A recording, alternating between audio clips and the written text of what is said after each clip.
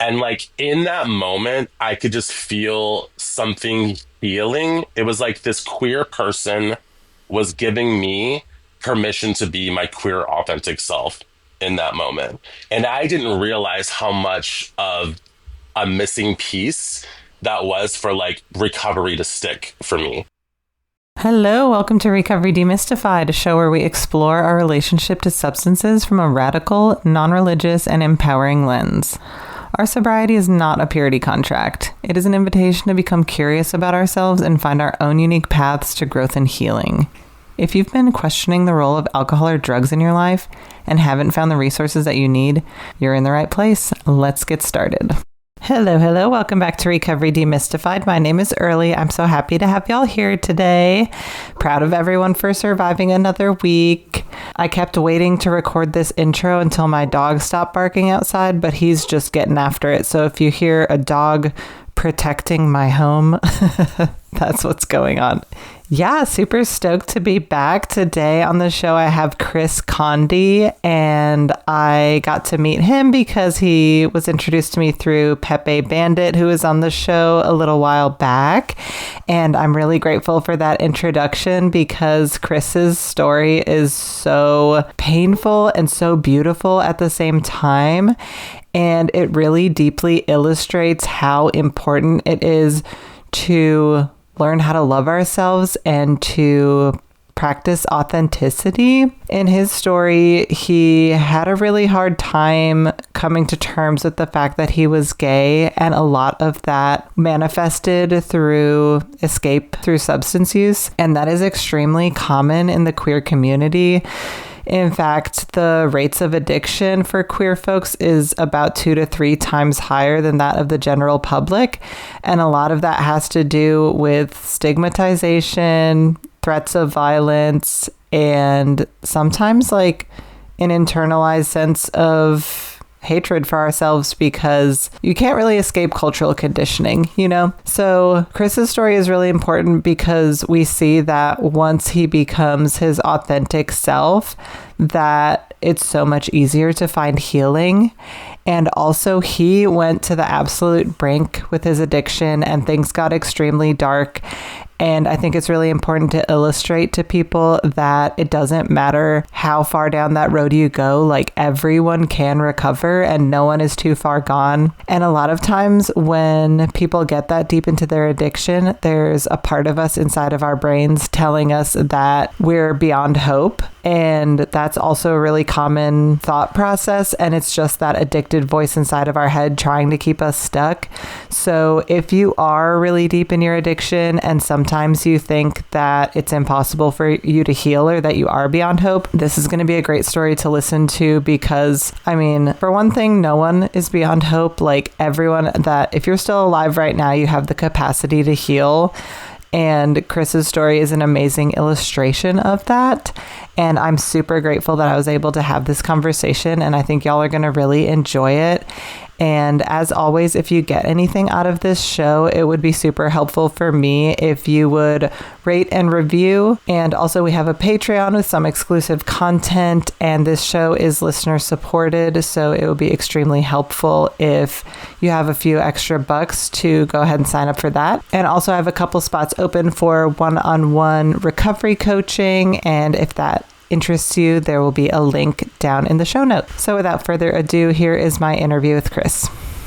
Hello, Chris. How are you doing today? I am well. How are you? I'm doing good. I'm so happy to have you here. Will you start by introducing yourself to the audience, let them know your pronouns and just a little bit about yourself?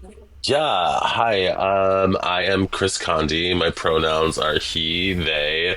I mean, call me anything that's not late for lunch, you know? So, yeah, I am a Brooklyn-based rapper, content creator, and, you know, just like a community member. Yeah, I checked out some of your music when Pepe told me about you, and I was like, I can really love and I can love and appreciate people who are like crude. Do you know what I mean? Like Yeah. I'm a sucker for people who are crude. So thank you for going all out. For sure. You know, and I love Pepe. It's funny, like, I don't know if you know, I've had a few releases on Fake Four, which is how I know Pepe.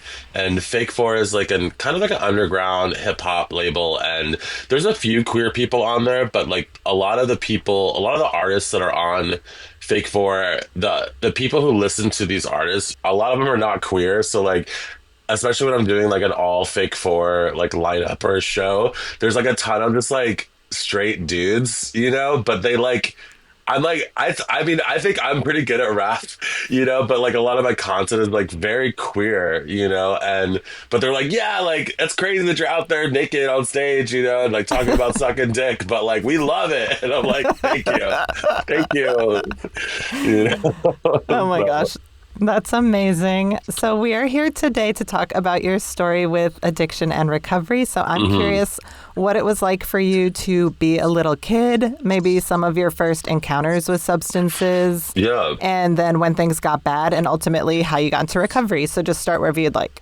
Sure. So I am half Mexican and half Eastern European, and the Mexican side of my family like just knows like how to party down, And so I grew up with like I think it's not even just being Mexican. I think it was just like the 90s. Like, I don't know. Like, I grew up with like, my parents smoking cigarettes around me and like there being alcohol out, And I remember like early on, like, I don't remember my first sip of beer, but because I was little, but I knew from a young age, like, I wanted to participate in whatever the grown-ups were doing. And so I yeah, I started from a young age. And I mean, I'd say like I was consciously chasing substances starting in probably like fifth or sixth grade. And it's when I knew, I think also just being a queer kid, growing up in a military family on conservative bases in the 90s, like I needed a goddamn drink, she needed a cigarette. and and I think like yeah. I'm curious, when you were a kid and you saw your parents like partying and smoking, did it feel normal to you, or like did it feel scary? Like how did it feel to grow up in that kind of environment as a little kid? I felt like I was not invited to the party, So it wasn't scary. Like nobody, like I had an experience where like none of my parents like got in trouble with drinking, and like, no, my parents didn't smoke weed. My parent, everyone just like, also they couldn't. Both my mom and my dad were active duty military, and they divorced each other and remarried other people who were active duty military. So like there was no drugs in the picture at all. It was just drinking. I've heard before that the drinking culture in the military is like pretty intense as well. Yeah, it is. And I think like it's not acceptable for like teens to do it, but I mean, I remember like I lived in Turkey for like a year and a half, and like I'm sure my parents knew that I was drinking even at 13, but like I grew up in strict military households, and you're not allowed, especially like overseas, you're not allowed to get in trouble. If you get in trouble overseas on base, your parents get in trouble, and then ultimately like that jeopardizes whether or not you can stay on that base even as a family. So like even when I'm like blackout drunk, I'm not getting in trouble. Like it's so ingrained in me. Like I've never been arrested when I should have been like thousands of times, not thousands, like, maybe scores. But yeah, so I felt like I just wasn't invited to the party. So like I wanted to get to the party as soon as possible. And yeah, like I started really drinking at 13. Do you remember the first time you ever had a drink? I remember the first time I got drunk. I was 13, and I got blackout drunk at this party. And it was kind of a crazy experience because it's like, trigger warning, like sexual assault is involved here. And I've, since gone to therapy, and I've like processed a lot, and I've been sober for a long time. So it's like, but I'm, for our listeners, like this is part of my story. Like the first time I ever got blackout drunk, I was assaulted by the host of the party, and it's interesting because like that should have been a signal. Like maybe not get blackout drunk because bad things happen. It was like no, like I'm gonna go even further, and like that was my response because like I think at that time especially, alcohol was a solution. Like there was like some sort of stirring, this untreated alcoholism within me that needed to be treated. And the only solution I had for that at that time was alcohol. Would you describe there as being addiction in your family? Yes, but the consequences are so, I don't know, like the consequences aren't so outward as they are like, I think inward. I think my grandfather was an abusive alcoholic, and that affected obviously my mom. My dad was kind of an alcoholic, but like, yeah, I mean, I'd say addiction runs in my family, and I don't want to like compare and contrast with like other people, but it's like I had a relatively like pretty chill. I don't think drugs and alcohol affected my childhood so much like directly from like my family or family members, but I did see like my dad was when he when he retired from the military, he became like the manager of like the officers clubs like on base. So basically like he managed like the bar on base. And so he was like around alcohol. I mean, like I grew up going to see my dad working at the bar, and so I kind of just was around it a lot. And I don't know, like but I definitely think that like addiction runs in my family. But I think I probably experienced the most like outward consequences from it than anybody else, maybe my sister, but like, yeah. I'm curious about, you were talking about one, feeling like you're missing out on something when you were a kid and you saw adults in your life drinking. And then two, you talked about alcohol sort of quieting down some kind of like internal tension that you're experiencing. Could you talk a little bit more about that? Sure. So yeah, I think that I felt like when I was seeing adults, they just looked like they were having a good time. And so I wanted to have a good time too. And then when I first started like actually drinking, I was like, oh, I get it. Like, I don't care about anything, which is like, kind of answers the second question. It's like all of my cares and worries and shame and regret and all like the negative, yucky feelings that I had, especially like as an adolescent, they kind of all like went away. And I was just able to like be comfortable in my body, which was something that like I'd always wanted. And I think like, especially around like 13, 14, 15, being a queer kid, figuring out who he was in this like conservative community on base and with conservative parents, having a drink, it just sort of quieted all the bullshit in my head. And so I was like, oh yeah, like this is it. And then also was like I was really involved in like skateboarding and like that culture and like, I listened to a lot of like metal and punk. And so I think like so many of the things I was into, I saw, those people and people in those communities, drinking and using and partying and talking about it, writing songs about it. So just like, okay, well, this is like, I'm on this path. I'm a musician, like I started playing guitar at like 11 or 12 and, like started playing in bands like around 12, 13. And so I'm just like, well, I'm just going to be like a rock and roll dude, and be drinking and like partying and doing like it seemed inevitable, like that's like the community I'm a part of now.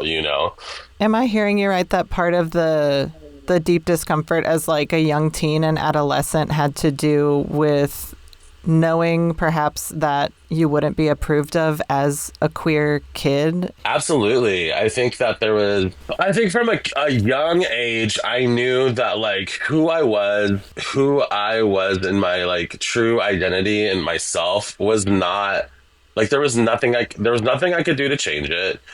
And that I would never be approved and be like fully like accepted by like my family or the world.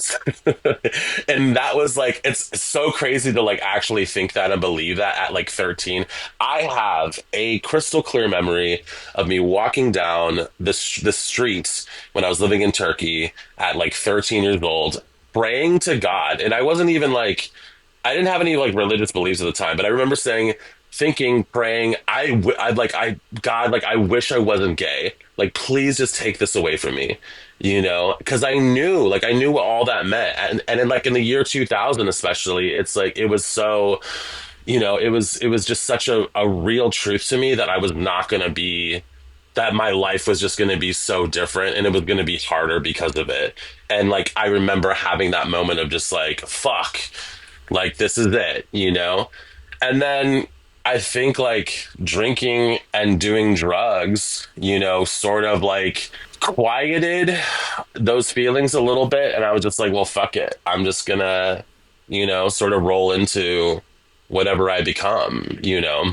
Yeah.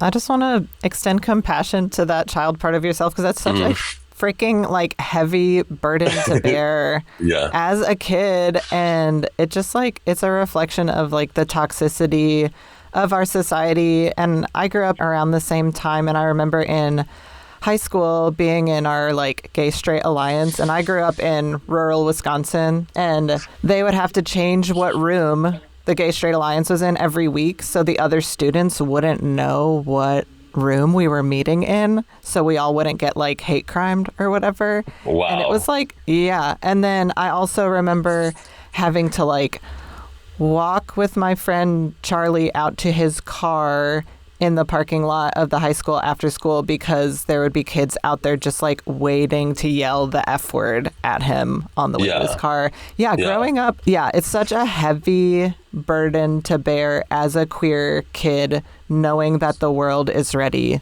to tell you you're not good enough. So I just think there's like, it's no wonder that we turn to substances at a young age. If it quiets that feeling down, like no wonder you did that. For sure. What happened after you started drinking and blacking out at the age of 13?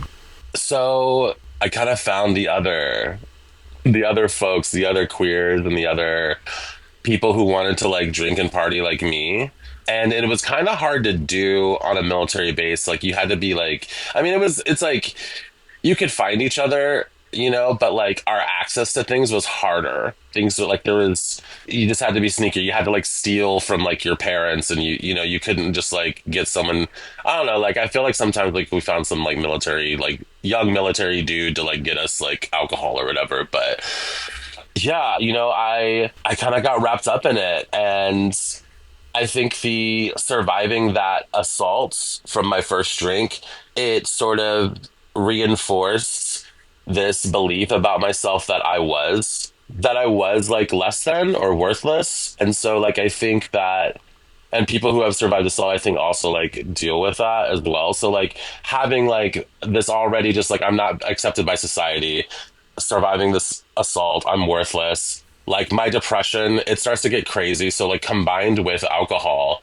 like I, am subscribed to, I have already like subscribed to like killing myself, and so it got really dark through like my sophomore year. I went from Turkey to Japan and I had made a plan to kill myself. And I had already like swallowed a bunch of pills in Turkey one night and they happened to just be like antibiotics. So I just threw them up. It was the wrong pill to swallow. And I just was kind of like, nothing matters, like whatever. And that attitude sort of like carried on through. And so in Japan, I laugh because it's like, I'm so grateful for who I am today. And like, I love myself and I'm like so grateful for the people. And I'll say this now, just like to anybody listening, like, I don't know if it was like the universe, God, like whatever the fuck, like there were people put in my place through my life who like loved and cared about me deeply in a way that I needed. So, and I'm so grateful. And they were like friends or like mentors, like English teachers who read my poetry, just like people who like knew that I was going through some shit. And I look back at those people and I'm like so thankful and grateful for them. But Because that through that dark time, like there's times where I'm just like, I don't know how I got through that era of my life. I just want to say a little note that I've had people before be like, why are you guys always laughing on your podcast when you're saying the most fucked up shit? Like, you're like, yeah, I tried to kill myself, but it's just antibiotics. Ha, ha, ha. And the truth is, like, that's all we can fucking do now. Yeah, is look. It's like, yeah. It's amazing the stuff that we live through in our addiction. And it's just like, honestly, it's cathartic and it's the work for us. Like, I've said this once and I've said it before, like, telling our stories and, like, being candid and being honest and processing through, like, all of the pain and getting to a point where you can just, like, laugh about anything. Yeah, it's just, like, it's amazing the amount of fucking insane bullshit we go through and can come out the other side. And it's a testament to your healing that you're here now and that you're joyful and laughing and that you do love yourself. And yeah, I'm just really grateful for that. So yeah, thank you. No, I appreciate it. And something crazy happened in my sophomore year. I became friends with this guy and who was a Christian, and he was just like this hot surfer boy. And like he was a senior, I was a sophomore, and like I'm pretty sure he was queer, but he was like he grew up in like a Christian family, and like I've tried to get in touch with him like since high school, but like even like my friends can't find him. Like he's not on social media, but I'm pretty sure he was queer, and he invited me on this like Christian retreat, which I was like, I'm not going on that, like youth group is lame. What the fuck, And so, but I was grounded a lot because like I just had I was like depressed, so I wouldn't do my work, and my parents were like, didn't know how to like deal. They didn't understand what was going on with me fully, I think. Otherwise, I think they would have probably had me in like, I don't know, like more, they would have given me more care, I think. But yeah. Anyways, I get invited on this Christian retreat. I'm grounded a lot, and I'm like, well, it's going to be like on this, like out on this island, like off of the coast of Okinawa. So like, let me go, And so I asked my parents, they're like, this is probably a good influence for you. So I go and I have a spiritual experience out there. And like, I am no longer subscribed to Christianity. Like, I don't really recognize Jesus as deity, even though I'm like cool with all of it and I've done a lot of deconstructing. I go on this retreat, I have a spiritual experience, which I still consider a very valid experience. And I had this like life-changing moment, and I'm like, oh, and like I experienced like God, the universe, something like love. I don't know if it was a combination of all of it. I'm not sure. I just believe that anything is possible. So I'm kind of just like, could have been Jesus, could have been the chemicals in my brain, could have been the universe being like, we're going to use this community right now to like save your life, which like all of it I think is completely valid. And so I like became this like, I like became a Christian like in this week. I was like, I guess I'm just gonna like follow Jesus and see what that's all about, which is so wild because like I don't really talk about this because like it takes context to explain like all of it, being like, oh yeah, I read about sucking dick and I used to be a Jesus freak. And but like I didn't grow up with it, I was a drug addict, but here, so this is a great, I think, place to like explain all of that, and so through the rest of high school, I'm like, I would like drink a little bit, and like I got drunk a few times, but like I had such a crazy experience with like that spiritual experience. Like, so what happened was like they were like singing and worshiping and all that, and I felt like really out of it. And I walked out of the room and I sit down, and my friend like comes out and sits next to me. He's like, are you okay? And I'm like, I don't know. And then all of a sudden I felt this like energy hit me, and I heard a voice, like a voice you hear when you're like reading a book. And it was just like, I love you no matter what has happened to you and no matter what you've done. And I just started bawling, and I was like just crying profusely. And I was like, oh my God. Like, and I just had this like crazy experience, and I was like, whoa. And I felt like 100 pounds lighter. And I was like, well, and I remember talking to this kid, and I'm like, I'm gay. Like, is God gonna love me even though I'm gay? And the guy told me about some experiences that he had never told to anybody else. And he's like, look, God still loves me, even though this. And I was like, huh, okay. And so I'm like, maybe I'll just give this whole Jesus thing a shot, you know? And like, granted, like at this time, I am the goth kid at my high school. I'm talking like combat boots, Nine Inch Nails shirt, purple contacts, black lipstick, trench coat. Like, I am the one, you know?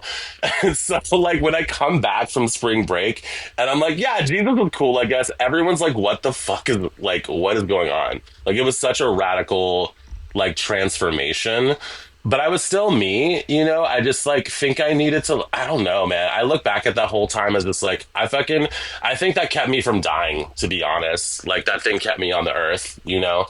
So like fast forward, I am a Christian throughout high school. I drink a little bit, but I'm more just like trying to reconcile my own sexuality with Christianity, and in that process, I go back in the closet.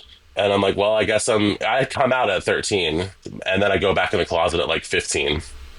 And I'm like, I guess I'll just try and be the good Christian boy who struggled, quote unquote, with homosexuality, you know? And so that was like, that sucks, you know? But I think I had such a crazy experience that I was like, well, if like God can like keep me from killing myself, maybe like he can turn me into a straight man or like make it easier. I don't know, you know, which is so crazy because like actual like Bible context, it's like homosexuality wasn't even like written into the Bible until like the King James version. So it's like this whole time I could have just been some like Jesus loving faggot, you know, and if everyone just like left me alone, you know. And so anyways, I graduate high school. I moved to Annapolis, Maryland, because that's where parents were moving, and get involved in this church. This church kind of like turns out to be kind of a cult. I'm starting to like drink and use a little bit more, and using looks like smoking weed, which is like, you know, like drinking, like getting drunk and like doing drugs at that time at like 17, 18, like wasn't a good look being like the worship leader at my church. And the pastor's like, you're kind of showing signs of like addiction, you know, like maybe you should check out a 12-step program. And so for like the sake of like tradition, you and I probably know what 12-step program I'm referring to. But like, yeah, so I get involved and, start going to this 12-step program. And eventually I'm just like, I need to leave this crazy church. And I don't know if I'm a Christian anymore. All I know is that like I need to be gay and I need to be sober. Like, how do I do this? And 12-step recovery was kind of like the solution for me, because I don't know. I think in some way in my head, like I was like, oh, I could subscribe to this understanding that like I could come up with my own conception of a higher power, especially if that higher power doesn't hate me because I'm gay, you know. So And you're still in high school at this time? I graduated high school at this time. I'm probably like 2 or 3 years out of high school by this point. Yeah. And That's a lot so to go through in such a short period of time. Yeah, from like being 13 and having your first blackout and going through an assault, and in response to that, just like kind of going down a deep dark hole, having a whole ass spiritual awakening, becoming a Christian, then going back. I mean, it's just like, it's wow, a lot. like what a lot to go through as a teenager. Oh my gosh. Yeah. Yes. Yeah. So what happened after that? I mean, I wrote a lot of poetry. I had so many journals. I was processing so much of it. I don't know. I guess like looking back, I was like, this is just the journey that I was on, you know, like I had such a radical, heavy experiences. And from since can remember, you know, my parents got divorced when I was like 4 and 5. Like I've moved every year of my life till I was like 17 because of the military. So it was just like, you know, like upheaval and like, you know, light turmoil. And like, I don't know, I was so used to like things moving and then there being heaviness and changes, which probably like affected my drinking and using as well. But yeah, so I get involved in 12-step recovery, and I've went to my first meeting at like 19 years old. And I'm like one of the youngest people in these meetings. And I'm like, this thing's stupid. This is dumb. Like, what am I doing here? I stay sober for like 5 months, go back out, and I drink a little bit, but I'm pretty dry the whole time, and I'm realizing like I need something. And so decide to give like 12 step recovery a shot again. And so I stay sober for like maybe 2.5 years. In that 2.5 years, I moved from Maryland to Texas. And around like 21 or so, at 2.5 years sober, I start to believe that I'm not an alcoholic anymore, because I'm like, well, I didn't really like, like it didn't really get that crazy for me. And I got sober when I was 19. So like, what do I really know? And I remember talking to like my sponsor at the time, and him being like, it sounds like you don't think you're an alcoholic anymore. And I'm like, well, maybe you're right. Like, I don't know. But I also didn't like want to like figure that out. I just wanted to like keep going to meetings and like, like do my best. But I think there was like something stirring in me, and like I don't know, like I had to like I don't know. So eventually I smoked some weed, I started drinking again, and then the next like 2 to like 5 years gets like really bad. And so what that looks like is I had gone to rehab. I went to rehab. I was like drinking and like doing like a lot of hallucinogenics, and like some Molly and like, but I wasn't like doing a lot of cocaine yet. Like here and there, I would do like harder drugs, but like just even like my like mild usage like got me. I was like, I should, like I got invited. I got invited to a rehab. Like this friend of mine was like, you should maybe go to rehab. I'm like, all right, maybe I will. And so I go, and I'm like, this is a nice little reprieve from life, like this 90-day rehab. And so did that. I got kicked out because of I got a false positive. They thought I was still smoking weed, and I was like, I wasn't. I actually was sober. Um, and so I end up working at this wine bar, which was like probably not a good idea at like a month sober, or 90 days sober, and end up working at this other bar, this like cocktail bar, and I start drinking again. And then everyone there is like doing cocaine. This is like 2011, 2012, and it's like this like mixology bar. And so I just turned into this like pretentious like hipster faggot, and like just coked out, and like just a terrible, I'm just like, I just turned into like, and everyone who's listening to this, that person, that terrible hipster gay that's making you feel bad for existing. Like I just turned into to this like monster. And at the same time, it's like my drinking and using is like crazy, and like that's when I discover meth. And I bought some meth at this bathhouse on accident, because I asked this guy. I was like getting changed in the locker room, and I was like, hey, do you have a 20? He's like, yeah. And I'm like, cool. And I get the bag, and then because I wanted the bag for like the next day. And so, because I was, I was a planning gay. And so I go to the bar the next day. It's my day off, and I'm like, oh, okay, I'm gonna go like do a bump. And I go, and I'm like, why is this burning me? And I'm like, oh my God, did I just buy meth? And then I was like, oh, I like this a lot. But so and then this cycle of like starting to do meth happens, and I'm like, and like that shit takes me down hard and fast. And I stopped paying my rent. I stopped paying my electricity.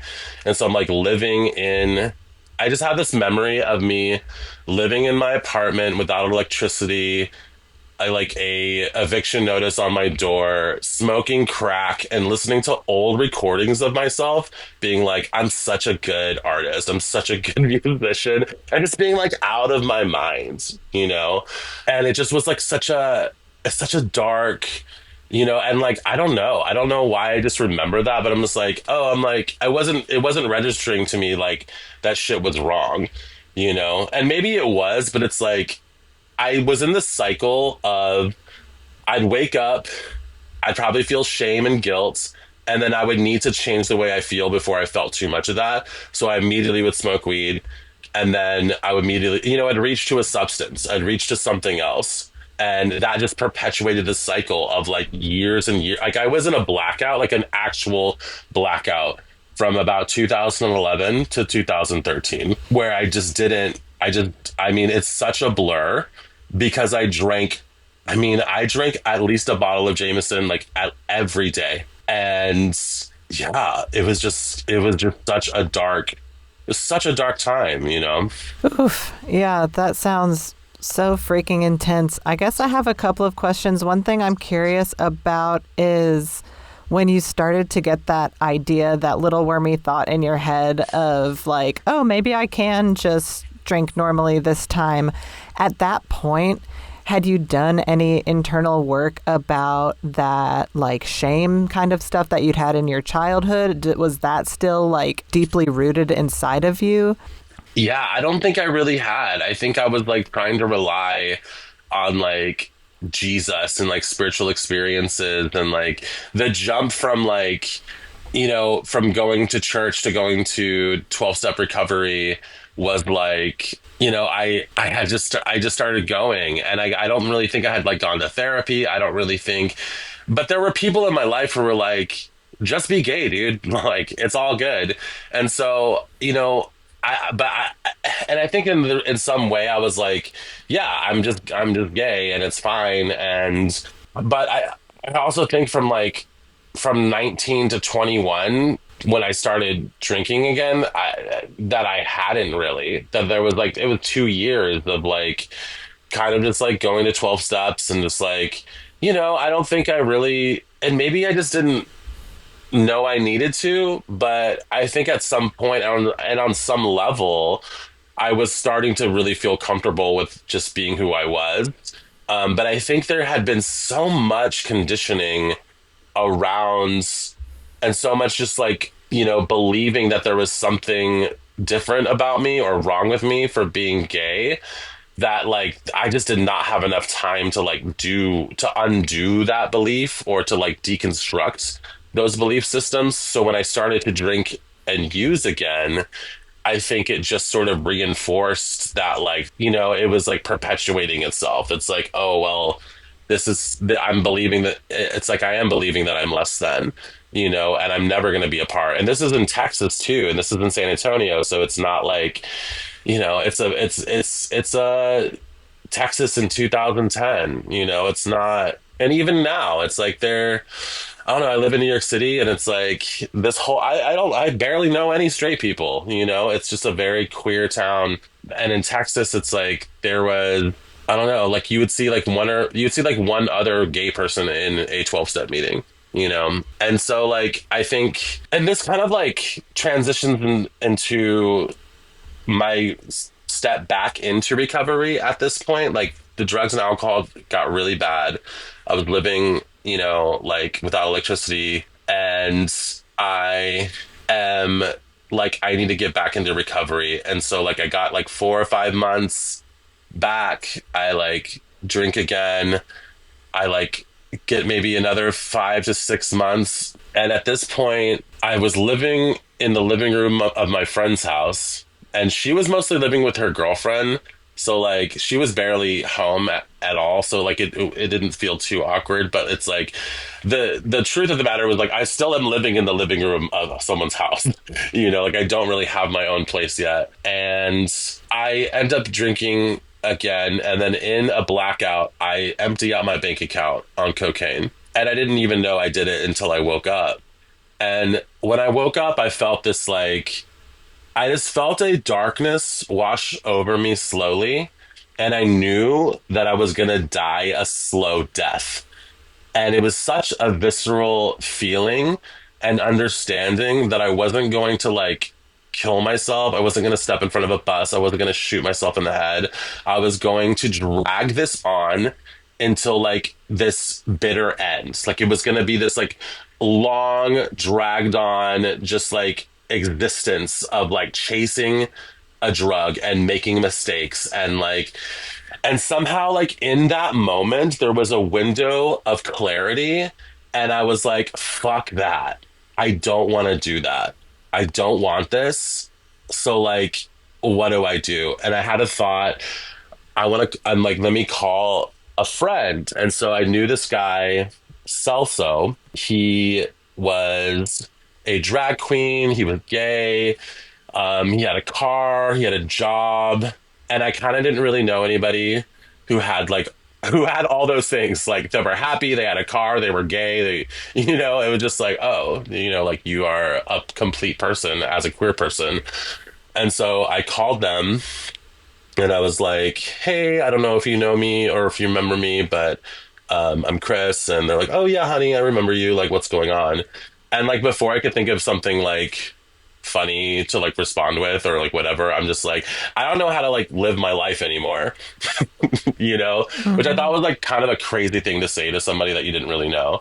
And he's like, yeah, he's like, it sounds like life is like beating you down like hard enough. So maybe that like, maybe you can actually get this thing, and maybe that's a good thing, and I was like, okay, cool. And he's like, all right, well, why don't you come over to my house tomorrow and like we can talk more, and I'm like, okay, great. So I'm like, I guess I'm just gonna go to this like random person's house and like talk about recovery, but like I didn't know what to do. I had no, and so the next day I go to this guy's house. I walk into his house and he's like, all right, honey, like sit on this chair over here. I'm like, okay. And so I sit down and I notice in like the corner of my eyes, there's like a bunch of like makeup out and like makeup brushes. And I'm like, what's going on? And he's like, okay, girl. He's like, I'm going to tell you my tea. You're going to tell me your tea. And in the middle of it, I'm going to do your makeup and turn you into a drag queen. And I was like, okay, okay. I'm like, I don't remember signing up for RuPaul's Drag Race Sober Edition, but like, here we are. Let's go. And so he starts doing my makeup. And as he's doing it, I start talking about just like all these like shameful things that have happened to me, like the assaults, the using, the like living in like my house without electricity, like the sordid people and seedy places that I went. And then he starts telling me about all his stories about him facing like 33 years for being like a meth kingpin in San Antonio, and like all this just like crazy shit. And everything that I told him, when I thought I'd get like a reaction, he would just be like, uh-huh, yeah, girl, like I get it. And so I just felt safe with him. I felt like I could tell him anything. And so we get done telling each other stories, and he's like, all right, stand up and look in the mirror. And so I stand up, I turn, and then like in the mirror was reflected with this like beautiful, stunning drag queen. And like in that moment, I could just feel something healing. It was like this queer person was giving me permission to be my queer, authentic self in that moment. And I didn't realize how much of a missing piece that was for like recovery to stick for me, because it was like God, the universe, this person, whatever the fuck, my own spirit, it had just been given permission and given like the go ahead to be like, you are valid, you are authentic, you are real, and all of it is okay. It is okay for you to be who you are. And so that shit just really shifted everything for me. And I began to like walk out this like my full self, and I've stayed sober pretty much ever since. Like everyone's journey is different, I think, with substances. I smoked weed about 5 years ago, and so for me, like whatever your like decision is with like marijuana or any other substances, like that's your own decision, and that's your own, like whether you call that sober or not. For me and myself, like it is a step in a direction that jeopardizes my health and safety. And so like I have to call it a relapse for myself to like for it to be okay for me. And to me it's just like I do this shit one day at a time. So I'm like, whatever, whether I have 12 years or 5 years, like I don't give a fuck. I still honor the 12 years and like 13 years I've had since having a drop of alcohol, doing meth, and I recognize that 5 years as well. But like, walking out this existence of being able to be my queer authentic self, my whole person, like that moment really shifted for me. And it was just like, yeah, it was just like this beautiful experience. That's an amazing story. And it is my kind of recovery story. That is what I love to hear. I'm so grateful for that person that took you under his wing. And yeah, I think it's so fucking important in recovery to learn how to love ourselves. And this is my experience as well. Like when I hated myself, when I thought that I didn't deserve recovery, And when I wasn't acting as like my full authentic self, I self-sabotaged because I thought that Hmm. I thought that I didn't deserve it. And when I finally found a way, just like you're talking about, when I finally found a way to figure out how to love myself, then I became a person who deserved recovery. And then I started doing things that a person who loves himself would do. And that's when recovery became actually real and sustainable to me. So when I hear you tell that story, it makes so much sense. And I absolutely love to hear it. And I think that a lot of addiction is rooted deeply in shame. Hmm. It's rooted in these feelings of not being good enough, whether it's inside of ourselves or from outside of ourselves, usually both places. And when we finally have permission to be ourselves, to love ourselves just how we are, that is fertile ground for recovery to grow. And Exactly. Yeah. I mean, I think, it's crazy from that point, me and Cell and a few other queer just people in recovery, we would go to these like 12-step meetings and find like the scared queer kid in the corner and be like, "Hey bitch, come with us. We're gonna turn you into a drag queen and we're gonna like do these like queer little drag shows."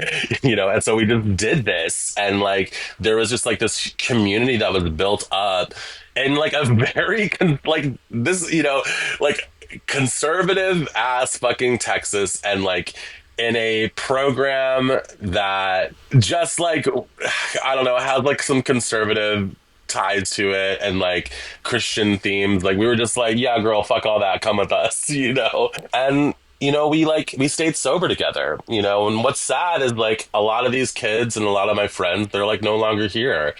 Because that's like the sort of tragic comedy of recovery, is that like you make your best friends in this thing and then you lose them because like this addiction is active, and it's like I have to do things every single day to like keep myself from like going back out. And like I do believe that there's like a lot of things that are in play, and like I have to go to 12-step meetings, I have to like sponsor people, I have to like be of service to others, but like most of all it's like I have to be honest with myself.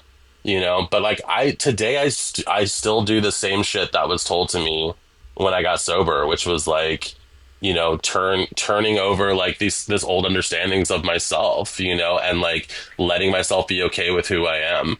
But I think at the end of the day too, like everything that I've gone through, I wouldn't like to say like my art is a reaction to like my upbringing, but like it makes complete sense that like I take my clothes off on stage and rap about sucking dick today. Like I think that's like it's like, okay, yeah, it's like this queer stifled child now becomes like adult pornographic rapper. But yes. but all of it, the thing is too, is that like, my message, when I got sober and like about a year in, I started thinking about like, who am I? Like, what am I doing? I'm like, okay, I'm good at rap. Like, what do I do now? And maybe I can try and pursue this. And so I started rapping about like overcoming drug addiction and overcoming internalized homophobia. And I'm like, when I open up for Big Frida, are these fucking kids gonna like really understand where I'm coming from? And like the thing was, is like I went out on those stages, and like people started to really like react and respond to what I was saying, because it was real, it was authentic, and it was like coming from this real life experience. And I started to understand like it didn't matter like what exactly I was saying, as long as I was speaking my truth and being this like speaking like my queer truth from a real place, and doing it in a way that was like creative and fun through the medium of hip hop. I found some magic, and then it just kind of took off. And so for whatever reason, the last like 4 or 5 years, I have really, I think being sober has allowed me to like understand who I am in my body, who I am in my sexuality. And like I've explored a lot of like sex and kink and like, leather and all these things. And like that's translated to like what I write and rap about today, and like all of it always has come from this place of like authenticity. And like this is like the journey that I'm on, but it always is, this message is like, you are beautiful. You like are beautiful in your body. All of you is beautiful, and like put yourself out there, you know, and the more that we all are able to put ourselves out there, the more that we can see that it's okay for us to be all these different people and all these different bodies with all these different experiences and to put ourselves out there and be a beautiful community, you know? Yeah, now that I've heard your story, your music makes a lot more sense, and I really understand why it's so like emotional and strongly worded because you had to work your ass off to accept yourself in Mhm. that way that it shows. And it's like, you know, queer people need to hear messages like the ones that you're giving because the rates of addiction in the queer community are like two to Mhm. three times higher than the general public. Mhm. And you know, you and I are not the only people that went through like struggling with figuring out about our queerness and sexuality as adolescents. So I just think that having people on stage that are like, no, I'm like fucking explicitly queer, and also I'm comfortable with talking about my emotional landscape and being in addiction recovery. I think that gives younger people permission Mhm. to begin to accept themselves, and like if they are turning towards substances to suppress things, it gives them permission that they don't have to take it down as deep and dark of a road as you went down. Yeah. Yeah, exactly. You know, and I agree. I think that I'm so grateful that we are, despite this administration, I think there are, you know, we're continuing to move towards a place of like, just be who you are, you know, and like, even if like there's a chunk of the world that doesn't accept you, there are so many people who do, who love you and support you.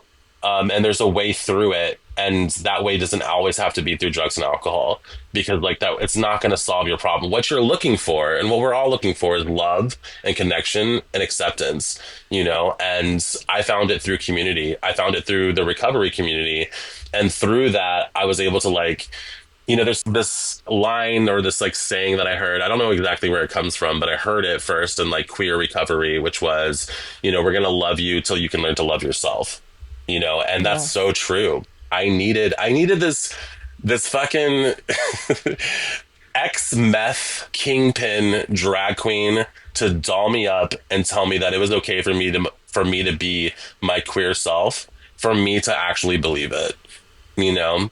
And what's interesting too is like I was doing some like more research on like just like my own identity, and it turns out that like we both come from like the same like Native American background. Like we both are quali techin, which is wild to me to think that like maybe our like, you know, I'm kind of woo woo. I believe in science, but I also believe like anything is possible. So I'm like, did our ancestors like fucking set this shit up?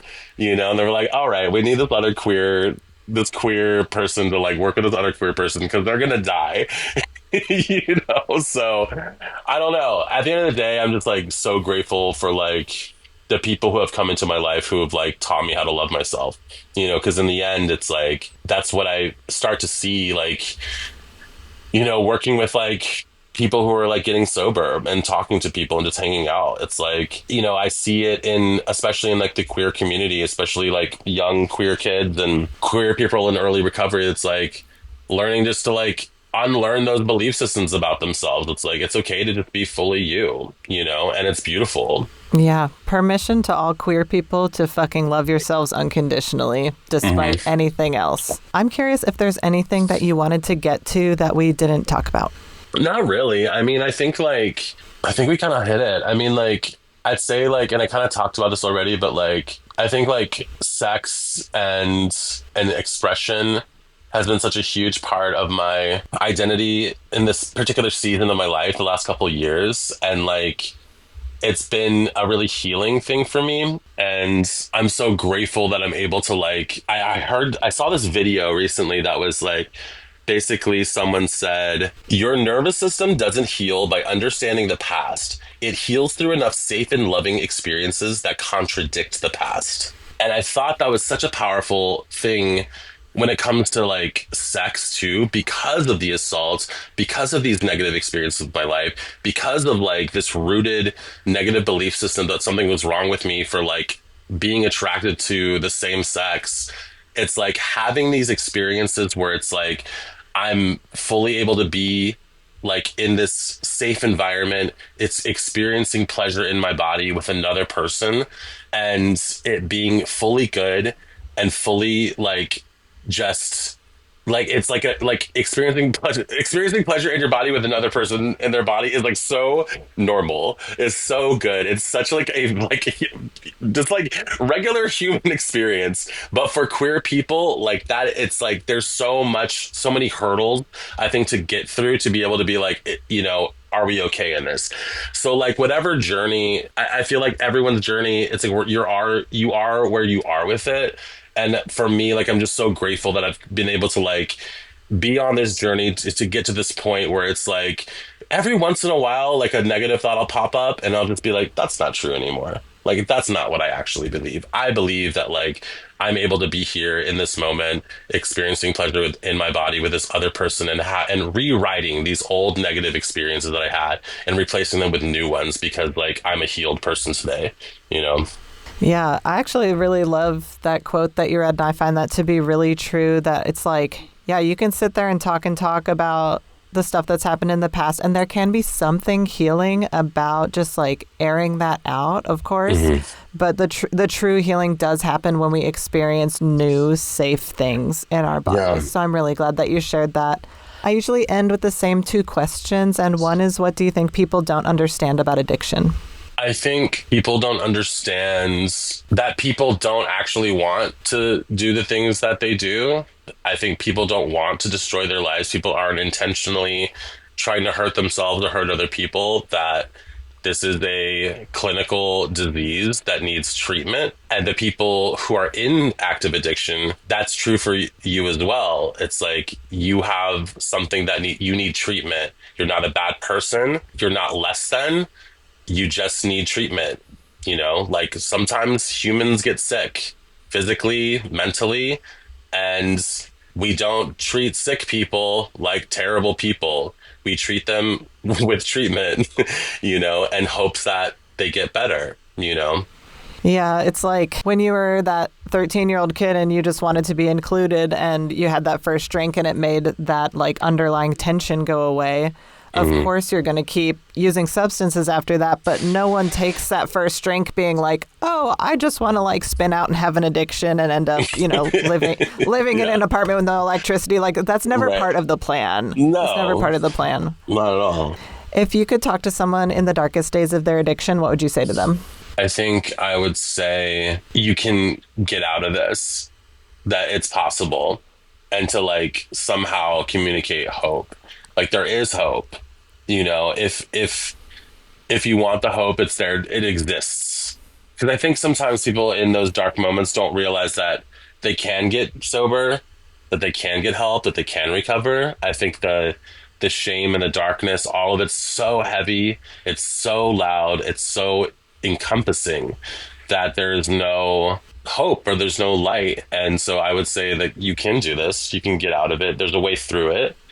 It's not necessarily easy, but it's possible and it's worth it. It's worth doing the work to be able to like get on the other side of it, to experience the hope, to experience the freedom. There's a freedom and joy that I have in my life today that is like, you know, not every single day is like fucking sunshines and rainbows, you know, but I am not in a hell of chasing a substance to calm the rumble and burden of this emptiness and darkness that like stirs up in me that becomes a physical pain. Like I'm not chasing a substance to quiet that, to quell that, to stifle it.